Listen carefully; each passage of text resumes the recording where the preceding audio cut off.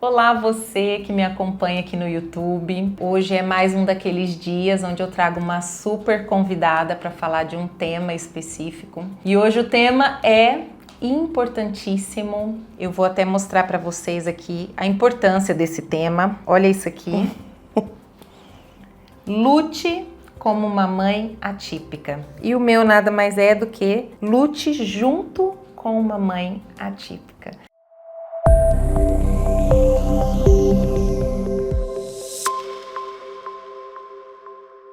Gente, hoje eu tô aqui com a Laís, essa querida. Muito obrigada, meu amor, por ter vindo. Eu que agradeço o convite, que eu me sinto muito honrada e lisonjeada de compartilhar a minha experiência. Ai, que lindo. Com você e com todo mundo que te assiste. Perfeito, perfeito. Hoje, então, nós vamos falar sobre autismo, transtorno do espectro do autismo. A Laís é uma mãe atípica e eu vou pedir para ela explicar. Nós vamos começar assim, ela já contando da experiência dela, que ela tem aí, tudo que ela aprendeu e tudo que ela sabe hoje a esse respeito. Lá. Sinta-se à vontade. Então, como a Danda falou, eu sou a Laís, eu sou mãe da Laura. A minha filha tem 5 anos e ela foi diagnosticada com autismo por volta de 2 anos e 8 meses, em janeiro de 2022. Desde então, até um pouquinho antes, o autismo começou a fazer parte da minha vida. Até os primeiros sinais, dela, eu nem sabia do que se tratava. É muito comum nas mães atípicas, a gente começa a entender, a descobrir o que é, só depois que o autismo faz parte da nossa vida. Desde essa época, a minha filha faz terapias e também o acompanhamento com a Danda de aromaterapia, para assim, ajudá-la, na evolução dela, nas dificuldades que ela tem sociais, com sono, alimentação. Então, tudo isso junto formou uma equipe muito boa para ela conseguir se desenvolver, e já com quase 3 anos de terapia, ela tem uma evolução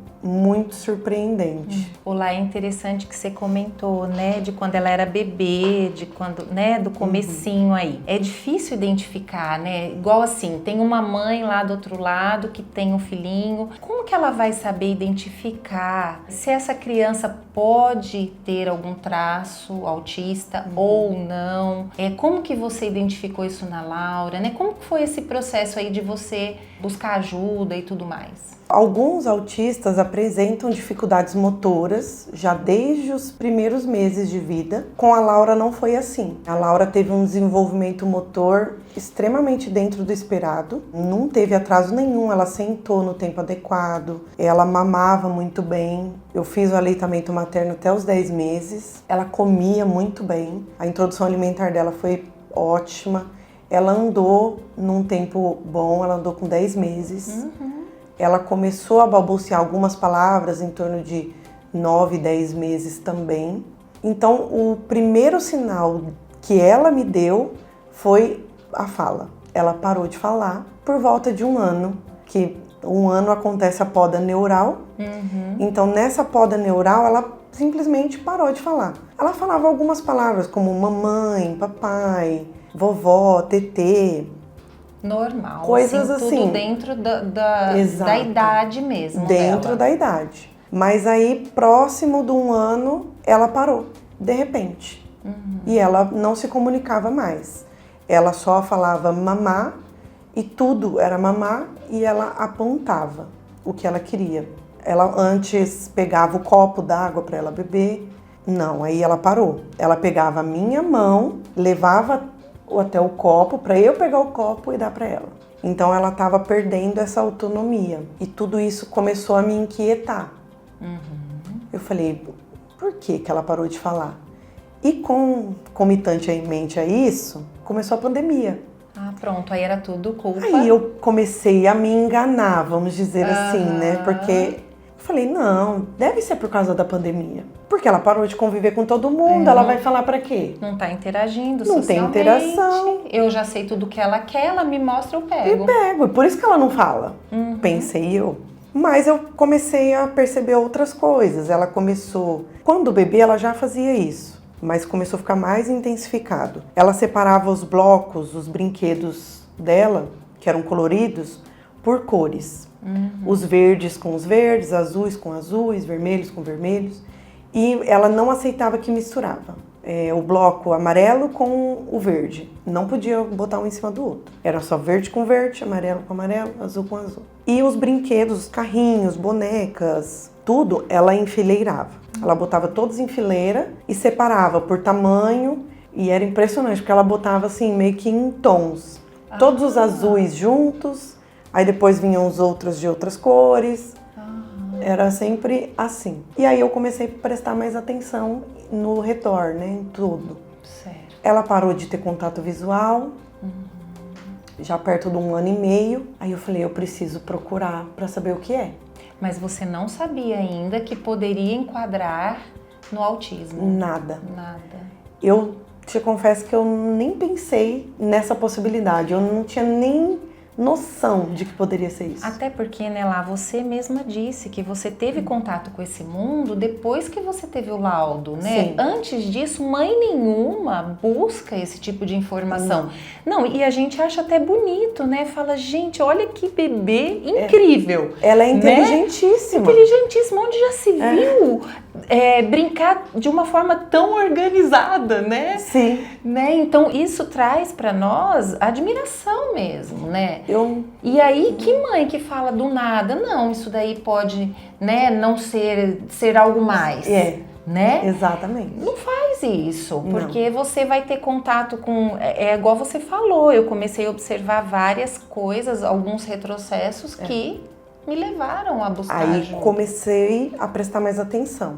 Aí eu falei assim, eu tenho que ir atrás, porque estava na pandemia ainda, uma fase muito severa, a gente não podia ter contato nenhum. E eu evitava de levá-la ao médico, para evitar a exposição, porque ela era muito pequena. O que eu fiz? Peguei, botei no YouTube, bebê com 1 ano parou de falar. Olha só. Porque essa era a minha maior inquietação. Porque ao resto, eu confesso que eu não achava estranho. Sim. Eu só comecei a perceber depois que eu tive o conhecimento. Então eu coloquei isso, porque era a fala o meu problema. Sim. Ela tinha 1 ano e pouco e não falava. Apareceu um vídeo de uma psicóloga escrito assim: o seu filho é autista? O título. Eu falei, autista? Gente, Olha mas só. não é possível. Eu falei, mas eu vou assistir. Resolvi assistir. Tipo, de 10 itens que ela falou, a Laura se encaixava em 9. Olha só. Eu falei, meu Deus. Na hora, eu fiquei impactada. Mas, ao mesmo tempo, a gente até que surge uma espécie de negação ali. Porque não é fácil você pensar que o seu filho é autista. Ainda mais por você não ter a informação do que é o autismo. Sim. Porque você pensa, é uma sentença. A minha filha não vai falar nunca. Minha filha não vai ter interação social. Ela não vai ter amigo. Passa um monte de coisa na sua cabeça. Vem todo o lado negativo, Ruim, exato. né? E vem junto com esse pessimismo aí, pronto, acabou. Tudo. Aí comecei a compartilhar com as pessoas mais próximas. Será que é? Será que não?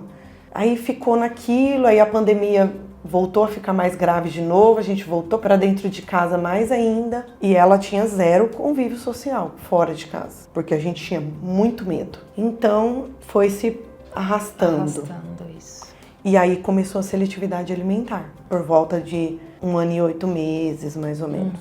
Ela parou de comer as frutas, depois ela parou de comer os legumes. Foi bem progressivo, mas não foi uma progressão rápida. Em 2, 3 meses, ela já não comia quase nada. Eu me peguei com ela perto dos 2 anos, 2 aninhos e pouco. Ela comia o hambúrguer, que é o que ela come até hoje, pão francês puro e queijo branco. E só. Olá, eu lembro de cada fase da Laura. Eu até peguei a fichinha dela aqui. Ela veio para mim dia 3 de outubro de 2022. E eu acompanhava a Laura já de antes, porque Laís, né, a gente se conhece há muito tempo, Lucas, né, que é o papai da Laura, também. E é engraçado que essa fase das dúvidas, você teve diagnósticos de médicos, Sim. neuropediatras, que diziam que ela não era autista, né? Isso, assim, assusta um pouco, né? Porque Bastante. a gente fala assim, bom, porque assim, você procurou saber, não é que você só foi lá, não, você foi atrás de ter uma informação, uma devolutiva de médicos. Porém, a gente vê hoje como está complicada essa parte de diagnosticar, dar um laudo, seja de TDAH, seja de TOD, seja de TEA. Então, assim, você teve a negativa de alguns médicos, não é autista, mãe, fica tranquila. Fica tranquila, né? exatamente. E aí a gente sabe o quanto é importante o diagnóstico antecipado para já entrar com as intervenções para abreviar etapas, né? Exatamente. E aí você viveu tudo isso. A questão da seletividade alimentar veio também. Eu lembro de uma fase que ela só bebia leite. Sim. Você lembra que ela tirou todo o alimento sólido? Todo. Ela ficou meses, né? Uns 2 meses e pouco. Só líquido. No leite. Que era fórmula e água, apenas isso. Aí, tem até uma pesquisa que fala que as mães atípicas, elas têm mais propensão a ter certos tipos de doenças, né? Cardiovasculares, depressão. E aí, numa situação dessa, a gente entende por quê, né, Lá? Porque Exato. pensa, eu vivi com você essa gastura, essa angústia, né? Essa loucura, assim, de ver a filha dia após dia no leite, né? E a gente sabe o que a criança precisa, né? Porque gasta muita energia, né? A Laura tinha hiperatividade, né? Então ela era uma criança bem ativa, corria. Então tudo isso a gente passou juntas. Até que veio esse vídeo pra você também e a questão do médico que... Sim, que deu finalmente o laudo. Porque quando começou essa época que ela não comia nada sólido, eu entrei em pânico. Sim. Absoluto. Sim. Procurei o pediatra dela e eu contei da minha suspeita. Ele falou, não é. Olha só. É porque é pandemia, é assim mesmo, fica tranquila. Que medo. Falei pro Lucas, vamos no neuropediatra? Vamos no neuropediatra. Mãe, fica tranquila, não é nada disso, é fase. Olha só. Com 2 anos e pouco, toda criança para de comer. É fase. Bota na escola e na fono, que ela vai falar, em uma semana ela tá falando. Nossa. E na escola ela vai aprender a comer. Fica tranquila, mãe. Fui fazer isso que ele falou. Sim, claro. Botei na escola. O que aconteceu? Ela não comeu. A fono ela não ficou, porque ela tinha completo desespero de ficar. Porque não era a terapia que ela precisava, a abordagem que ela precisava. Exatamente. Não tinha nenhum problema com a fono. Sim, sim. Mas a abordagem dela não era para uma criança autista, Exato. que a Laura é. E depois dessa tentativa que deu errado na escola, ainda ela ficou doente, foi internada. Sim, foi um tempo bem difícil Foi também na bem questão difícil. Imunológica dela, né? Muito difícil. Ficava doentinha, né? Era sempre um com ciclo. uma frequência grande. E aí eu falo que Deus tem um propósito na minha vida, que foi colocar essa pessoa aqui na minha vida, porque nessa época ela já cuidava de mim e do meu marido, né?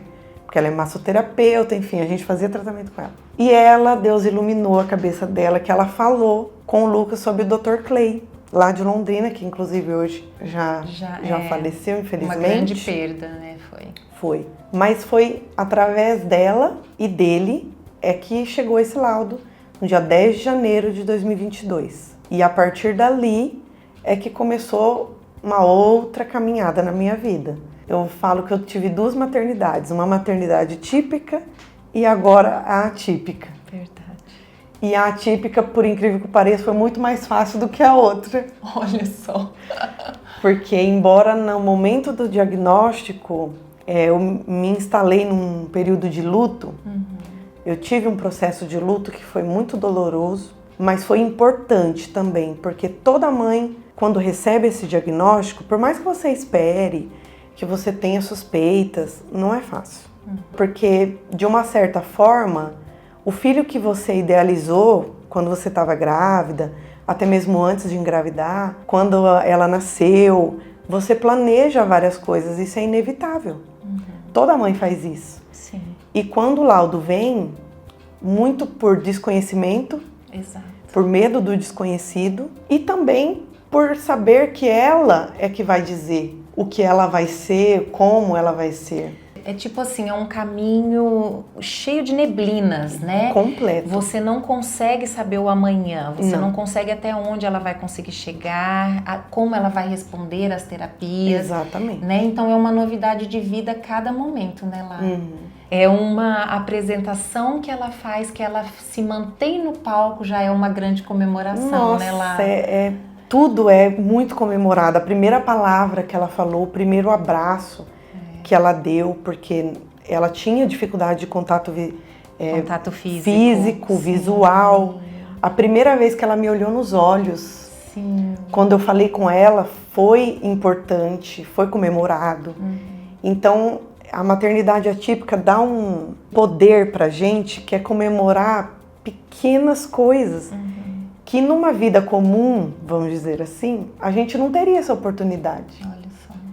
Então, depois desse período de luto, a gente aprende a ver a maternidade atípica com olhos de leveza. Sim. E eu sempre digo, por incrível que pareça, a maternidade atípica me trouxe leveza. Eu fiquei uma mãe mais leve, menos ansiosa, menos exigente comigo mesma e com ela, Perfeito.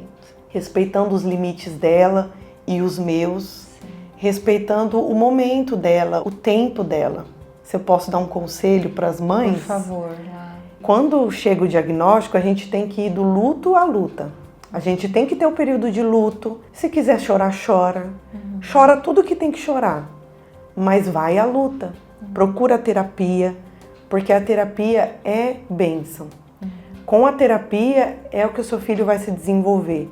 Ai, mas eu tenho medo do preconceito. Eu também tinha. Muito. Absurdo, absurdo. Porque o meu maior medo, quando eu escutei, mãe do Dr. Clay, mãe, que dúvida você tem?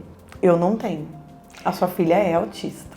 E ele bateu o olho nela, né? Lá. Ele ficou o quê? 1 minuto ali olhando? 2? Nem isso. Ele olhou ela, chamou, brincou com ela 1 minutinho, ele levantou, foi até nós e falou, eu não tenho dúvidas. Olha só. Só que ele disse, ela é autista, ela precisa fazer terapias, mas eu também não tenho dúvidas de que ela vai evoluir rapidamente. Você vai se surpreender com a tua filha. Dito e feito. E dito e feito. Em 1 mês e meio de terapia, ela já conversava, ela olhava nos olhos, ela aceitava abraço, ela brincava com as outras crianças, coisa que ela nunca fez. Olha o que é uma intervenção correta, né? Sim. Lá atrás, a hora que você tentou empurrar ela na fono, né, de uma forma onde essa fono às vezes não tinha as habilidades, né, de trabalhar com a criança autista, não deu resultado, pelo contrário, quase criou um trauma nela. Quase foi um né? trauma. E não, quando vem a intervenção correta, quando você está trabalhando com os profissionais corretos, da forma correta, eles sabem alcançar, né? Sabe? A criança. E aí eles decolam. Eles tiram o melhor. Tiram o melhor. O melhor Que lindo dela. isso, né? E enquanto isso acontecia, a gente vinha com a aromaterapia, né, Lá? Sim. Ah lá. Danda, a Laura tá numa fase de birras. Jogar no Intensa chão. demais, jogando no chão, lá na escola, não quer entrar na sala. Agressividade. Vamos. Ah, então tá bom. Não vamos dormir lá. à noite. Não dormir à noite, isso daí foi algo incrível, né, Lá? Porque nunca mais ela deu trabalho pra dormir, né? Foi quase que mágico. Nossa, essa de dormir. Em 2 dias de aromaterapia, 2 dias, ela passou a ter um sono tranquilo, um sono reparador. Ela não acordava mais com pesadelos, porque ela acordava chorando, gritando. E a aromaterapia foi fundamental, porque com o sono que ela não tinha, no outro dia ela não conseguia render na terapia. Agravava tudo, né? A E agressividade. toda a agressividade, aquela coisa Falta ficava de pior. foco. Falta de foco, ela Porque também. criança que não descansa não consegue Não produzir. consegue. É. Com o sono reparador, quando a gente começou a aromaterapia, ela ficou outra criança. Ela acordava bem, acordava animada para ir para terapia. as meninas, as terapeutas, né, me disseram que ela estava prestando muito mais atenção. Na escola, a agressividade foi reduzindo. Então, foi um time mesmo. Um casamento perfeito, Perfeito. né? Sem a aromaterapia e as terapias, a Laura seria outra criança. E eu acho legal você falar assim, que ela lembra de mim quase todo dia, né, Lara? Todo dia. Quando você esquece, ela te lembra, né? Mamãe, cadê? Hoje, antes de ir pra escola. Porque a gente passa o creminho, né? Que ela fala, Sim. O creminho da tia Danda. O creminho no peitoral, antes de ir pra escola. E antes de dormir é no peito e nos pés. Isso. Então, na hora que a gente tá indo pra escola, às vezes eu esqueço na correria e ela fala, mamãe, o meu creme, por favor. Vamos, ai, verdade, filha, a gente esqueceu o creme. Por favor, mamãe, não pode esquecer. Já vai levantando a blusinha pra passar o creme. Fofa, gente. Todos os dias já virou uma rotina. O creminho e o cheirinho, que é o difusor de tomada. Então ela fala, não esquece o meu cheirinho. Pra eu dormir sossegada. Ela fala pra eu dormir sossegada. Gente, então, olha, isso daqui é uma parte dessa conversa. Fica aí. Nós vamos ter que ir para um vídeo 2 e é muito assunto interessante. Você não pode perder. Beijo, até mais.